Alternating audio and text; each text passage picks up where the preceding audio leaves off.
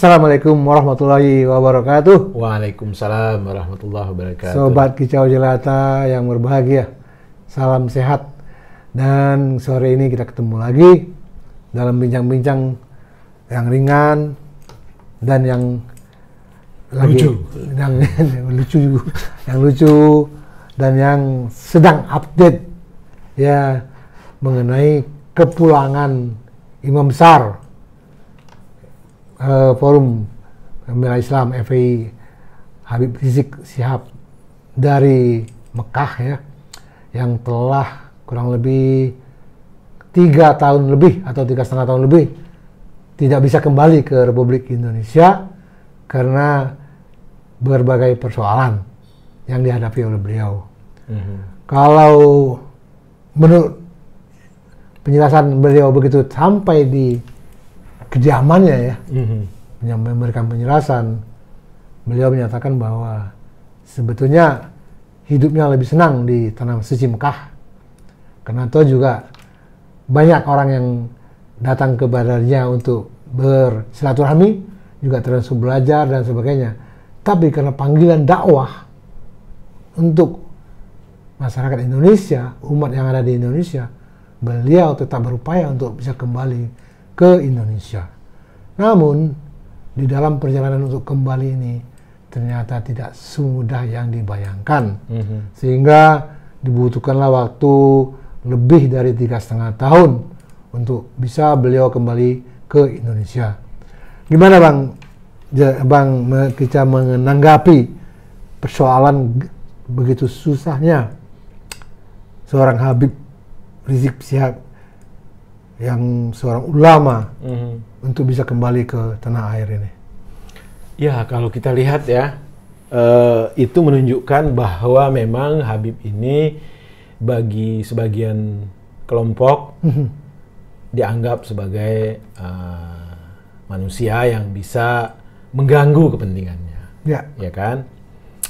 Dan sebenarnya tidak hanya 3,5 tahun itu ya, bahkan di saat-saat Habib minggu-minggu terakhir sebelum pulang kemarin ini, itu berbagai upaya dilakukan oleh orang-orang yang tidak bertanggung jawab untuk menggagalkan kepulangan Habib ya.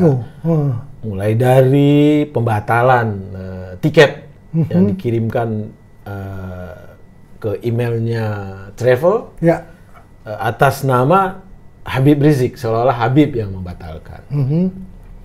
Lalu ada juga pemborongan tiket di Turki ya.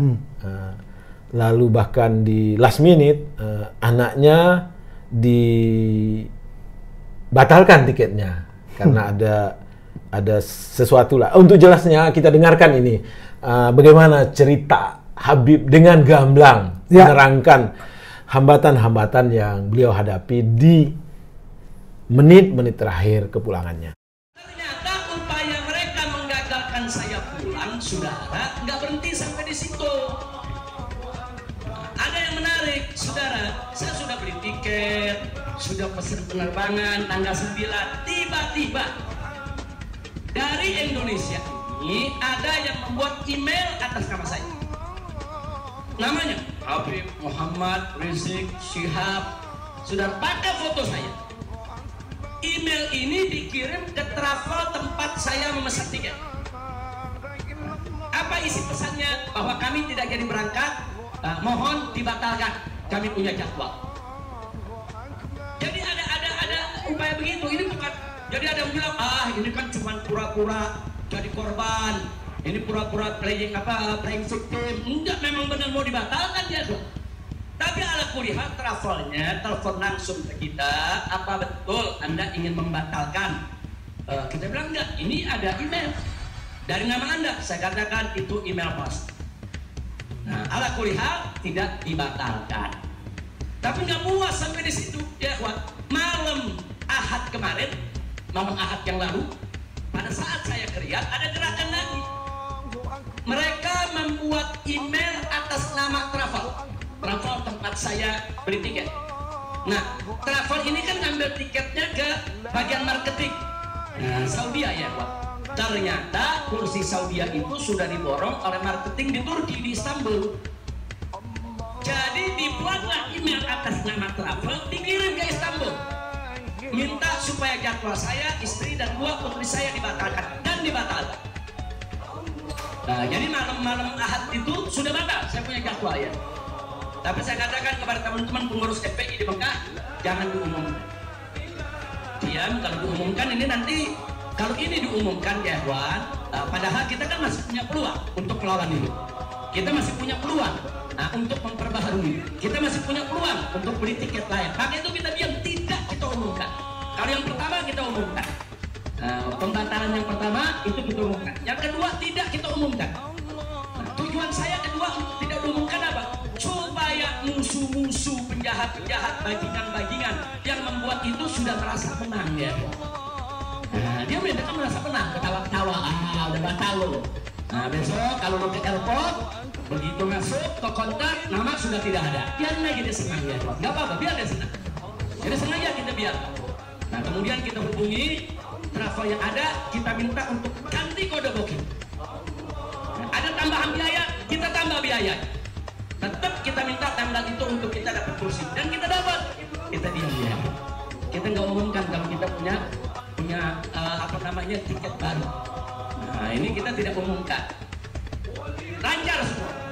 Tapi ternyata jebol juga informasi ke mereka kalau saya punya tiket baru ya, Pak. Lalu apa yang terjadi? Pesawat berangkat jam 7. Dari jam 11 siang saya sudah kirim orang untuk check-in. Jam 2 kita sudah full semua, kita sudah dapat check-in. Barang sudah masuk. Tiba-tiba jam 4 sore di airport dapat panggilan, saya punya putri yang satu tiketnya batal. Ini permainan gila-gilaan ini ya, Bu. Nah, kita tanya, kita konfirmasi ini bagaimana bisa batal ini? Ya alasannya katanya ada ATM palsu lah, ada orang mengaku bahwa ATM-nya dipakai lah, duitnya dicuri lah, dan lain sebagainya. Tapi tujuan dia, kalau saya punya putri itu batal, saya nggak bisa berangkat. Kenapa? Karena saya kafilnya. Peraturan di Saudi nggak boleh kafil keluar. Saya ini kafilnya kalau anaknya tidak keluar. Kalau anak istri keluar, saya tidak keluar masih boleh. Tapi kalau saya keluar sementara anak istri tidak keluar, nggak boleh. Itu peraturan di Saudi. Yang menarik itu ya, Bung Jela ya, bukan hanya soal hambatan-hambatan yang dialami oleh Habib dalam proses kepulangannya ya. Tapi juga fenomena hebohnya jagat maya di Indonesia ya, soal terutama mereka-mereka yang sebenarnya nggak ada korelasinya dengan Habib, tapi mendengar kepulangan Habib ini seperti ada istilah itu kereta yang mendaki nafasnya yang sesak. Pernah dengar nggak istilahnya? Oh iya. Iya kan? Jadi banyak komentar-komentar yang menurut Bang Kica ya sebenarnya itu menunjukkan rasa takut yang luar biasa ya, dengan kepulangan Habib ini gitu kan. Ada juga komentar dari pejabat pemerintah ya, selevelnya Pak Mahfud MD ya, Menko. Iya, Menko itu. Iya, beliau menjelaskan satu bahwa Habib Rizik itu sebenarnya overstay gitu kan. Nah, sepanjang yang Bang Kica tahu, kalau orang overstay itu dipulangkan, dideportasi gitu. Ya. Nah, kita tahu sekarang Habib pulang dengan leluasa kan, ya. Dan Habib menyatakan dia nggak overstay gitu kan. Itu kan sebenarnya statement yang nggak perlu ya, mendegradasi kapasitas diri, mendegradasi respect orang ya. Lalu beliau juga menyatakan bahwa Habib Rizik ini nggak begitu banyak pengikutnya. Nah, dia berbeda dengan Ayatullah Khomeini ya, pemimpin Iran itu. Ya jelas berbeda lah. Ya kan? Khomeini itu Syiah. Habib Rizik ini ahlu sunnah wal jamaah. Itu kan ya beda.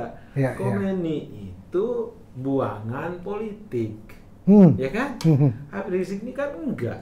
Dia umrah ke Mekah, tiba-tiba dia nggak bisa pulang. Kan? Jadi beda jauh lah. Satu pelarian politik, yang ini orang umrah dia nggak bisa pulang gitu ya. Terus ada yang bilang bahwa Habib masih banyak kasus. Ya, semua udah ada SP3-nya, ya kan, baik yang di Bandung, yang di Jakarta gitu. Nah, artinya begini loh, kalau memang tidak ada yang ditakuti, tidak ada masalah dengan kehadiran Habib di Indonesia, jangan gatel lah komentar yang nggak perlu gitu kan. Itu mengundang kehebohan baru lagi gitu. Coba gimana tuh? Ya, saya pikir ini Habib sudah kembali, sudah berada di tanah air kembali ya. Alhamdulillah selamat. Alhamdulillah selamat dengan segala kendalanya ya. Menurut saya sih ini semua juga hanya karena ridho Allah aja ya. Betul. Apapun hambatan telah dilewati. Ya. Jadi ibaratnya matahari nih Bang, kalau mau naik, saya pikir nggak ada yang bisa nahan ya. Benar. Sebaliknya juga, kalau matahari mau turun, tidak ada yang bisa nahan. Nah sekarang masalahnya matahari yang mau naik ini matahari yang mana? Matahari yang mau turun ini yang matahari yang mana? Nah gitu. Itu dia.